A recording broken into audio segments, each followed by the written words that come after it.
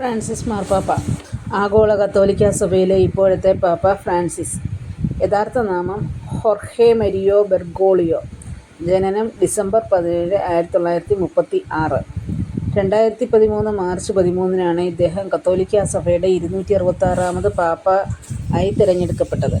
ശാരീരിക അവശതകൾ മൂലം ബെനഡിക്ട് 16 പാപ്പ ഫെബ്രുവരി 28 രാജിവെച്ചതിനെ തുടർന്നാണ് പുതിയ തെരഞ്ഞെടുപ്പ് നടന്നത്. അർജന്റീനക്കാരനായ ഇദ്ദേഹം തെരഞ്ഞെടുക്കപ്പെടുന്നതിന് മുമ്പ് ബ്യൂണസ് അയേഴ്സ് രൂപതയുടെ തലവനായിരുന്നു.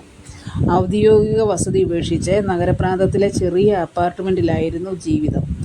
പൊതുഗതാഗത സംവിധാനത്തിൽ മാത്രം യാത്ര ചെയ്യുകയും ഇക്കണോമി ക്ലാസ്സിൽ മാത്രം യാത്ര ചെയ്യുകയും ചെയ്തിരുന്നു. ഇറ്റലിയിൽ നിന്ന് കുടിയേറിയ കുടുംബത്തിൽ പിറന്ന ബെർഗോളിയോ 1282 വർഷത്തിന് ശേഷം ആദ്യമായി യൂറോപ്പിന് പുറത്തുനിന്ന് പാപ്പ പദവിയിലെത്തിയ ആളാണ്.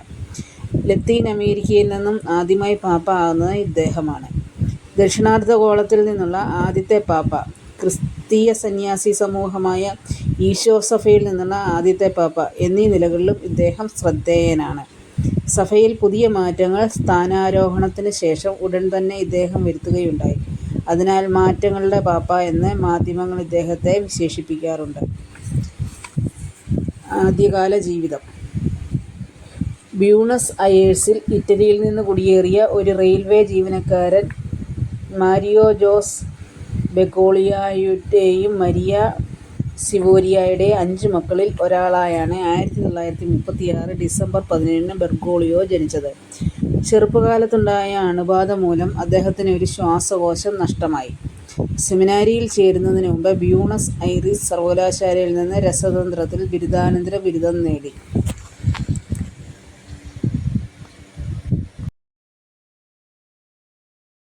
കൊളേസിയോ മാക്സിമോ സാൻ ജോസിൽ നിന്ന് തത്വശാസ്ത്രത്തിൽ ലൈസൻഷിയേറ്റ് നേടി.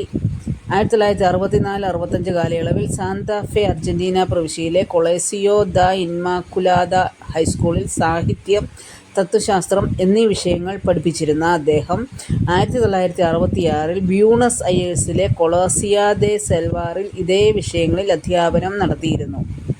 1967 ബെർഗോളിയോ ദൈവശാസ്ത്ര പഠനം പൂർത്തിയാക്കി. 1969 ഡിസംബർ 13 വൈദിക പട്ടം സ്വീകരിച്ചു. സാൻ മിഖേൽ സെമിനാരിയിലെ ദൈവശാസ്ത്ര തത്വശാസ്ത്ര വിഭാഗത്തിൽ നിന്ന് മാസ്റ്റർ ബിരുദം സമ്പാദിച്ച അദ്ദേഹം അവിടെ ദൈവശാസ്ത്രാധ്യാപകനായി.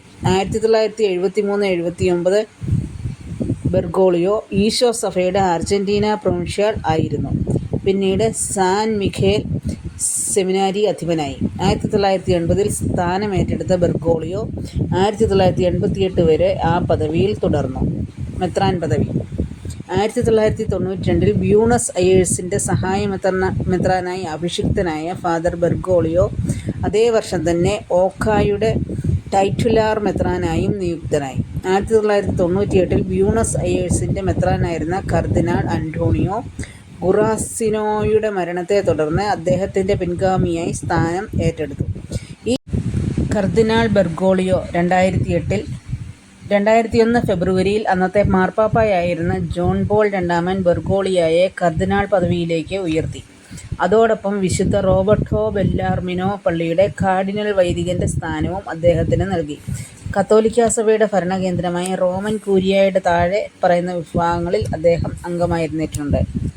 കൂദാശാനിഷ്ഠകളുടെ തിരുസംഘം, പുരോഹിതന്മാർക്ക് വേണ്ടിയുള്ള തിരുസംഘം, congregation for institute of consecrated life and society of apostolic life, കുടുംബങ്ങൾക്ക് വേണ്ടിയുള്ള പൊന്തിഫിക്കൽ സമിതി, ലത്തീൻ അമേരിക്കയ്ക്ക് വേണ്ടിയുള്ള കമ്മീഷൻ.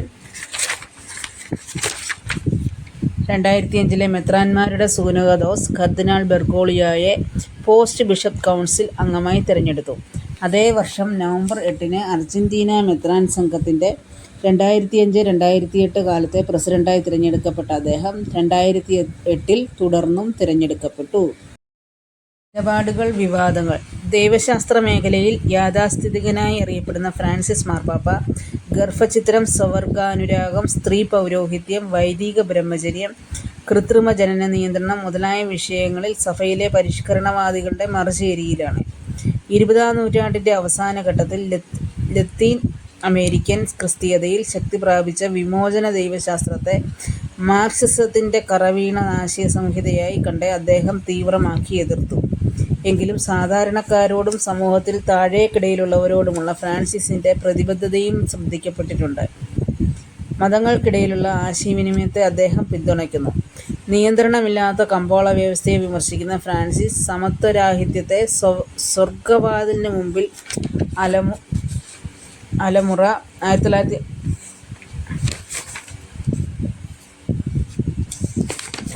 അലമുറ ഉയർത്താൻ പോകുന്ന സാമൂഹിക പാപമായി കാണുന്നു. സാധാരണക്കാരനായ യാഥാസ്ഥിതികൻ എന്ന് അദ്ദേഹം വിശേഷിപ്പിക്കപ്പെടുന്നു.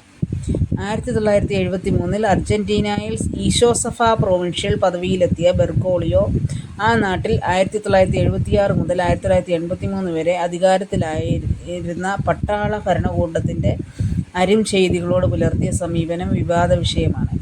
അർജന്റീനയിലെ ഇടതുപക്ഷത്തിന് അദ്ദേഹം അഭിമതനാണ്. ഇടതുപക്ഷാഭിമുഖ്യം കാട്ടിയ 2 ഈശോ സഭാംഗങ്ങൾ സഭയിൽ നിന്ന് ബഹിഷ്കരിക്കപ്പെട്ടതിനെ തുടർന്ന് അപ്രത്യക്ഷരായി. പട്ടാള ഭരണകൂടം അവരെ തട്ടിയെടുത്ത് മർദ്ദിച്ചത് പ്രൊവിൻഷ്യാളിന്റെ അറിവോടെയായിരുന്നെന്ന് പോലും ആരോപിക്കപ്പെട്ടിട്ടുണ്ട്. നിയമക്കോടതിയിൽ ഈ പരാതി തള്ളപ്പെട്ട ശേഷവും അതിനെ സംബന്ധിച്ച തർക്കങ്ങൾ തുടർന്നു. അപ്രത്യക്ഷരായ പുരോഹിതന്മാരുടെ മോചനത്തിനായി പട്ടാള ഭരണാധിപന്മാരെ താൻ രഹസ്യമായി കണ്ടിരുന്നെന്ന് ബെർഗോളിയോ പിന്നീട് വിശദീകരിച്ചിട്ടുണ്ട്. ബെനഡിക്ട് 16 മാർപ്പാപ്പ സ്ഥാനത്യാഗം ചെയ്തതിനെ തുടർന്ന് 2013 മാർച്ചിൽ നടന്ന പേപ്പൽ കോൺക്ലേവ് 2ാം ദിവസം 5ാം തവണ വോട്ടിങ്ങിൽ കർദിനാൾ ബെർഗോളിയോയെ ആഗോള സഭയുടെ മാർപ്പാപ്പയായി തെരഞ്ഞെടുത്തു. 2013 മാർച്ച് 19 ഇദ്ദേഹം സ്ഥാനമേറ്റു. സാധാരണ ഞായറാഴ്ചകളിലാണ് മാർപ്പാപ്പയുടെ സ്ഥാനാരോഹണ ചടങ്ങുകൾ നടക്കുന്നത്. എന്നാൽ ഇത്തവണ ചൊവ്വാഴ്ചയാണ് ഇത് നടന്നത്. ആഗോള സഭാ മധ്യസ്ഥനായ വിശുദ്ധ യൗസേപ്പിന്റെ മരണത്തിരുനാൾ കണക്കിലെടുത്താണ് ഈ മാറ്റം. പുതിയ മാർപ്പാപ്പ വിശുദ്ധ ഫ്രാൻസിസ് അസീസിയോടുള്ള ബഹുമാനാർത്ഥം ഫ്രാൻസിസ് എന്ന പേര് സ്വീകരിച്ചു. ഈ പേര് ആദ്യമായിട്ടാണ് ഒരു മാർപ്പാപ്പ ഔദ്യോഗിക നാമമായി സ്വീകരിക്കുന്നത്. നിലവിൽ തന്റെ മാതൃഭാഷയായ സ്പാനിഷിനു പുറമെ ലത്തീൻ, ഇറ്റാലിയൻ, ജർമ്മൻ, ഇംഗ്ലീഷ് എന്നീ ഭാഷകളിൽ പ്രാവീണ്യം നേടിയയാളാണ് ഫ്രാൻസിസ് മാർപ്പാപ്പ.